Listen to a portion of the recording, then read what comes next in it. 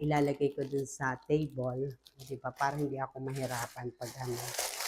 Yan, tapos ito yung, yan, curtain nito. Pwede, ano to, curtain, color your party. Ayan, bahala ka kung anong gusto mong party.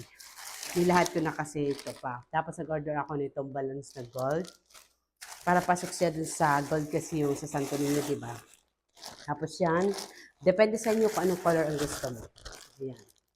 Di ba? Lahat na yan, nandyan, lahat ng to, ilalagay ko ang link dyan sa ibaba ng aking pangalan. Pag hindi niyo siya makita, sabi ko sa inyo, pumunta lang kayo ulit dyan sa aking TikTok shop para makita niyo siya. Punta sa TikTok shop ko, tapos dun sa basket. Okay? Yellow basket, si nanay nyo. Thank you so much. Gold morning. Check out nyo na, mama. Ito na nga yung order ko na balloon. Diba? Ito ay 100 pieces. Ito naman ay 50 pieces. Ano ito? Basta yan.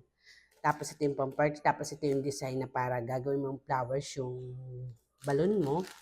Tapos ito naman double-sided tape at ito yung pantali din sa balon. Diba? Tapos ito, para hindi mahirapan pag magpupol ng balon. Okay? Yellow basket lang.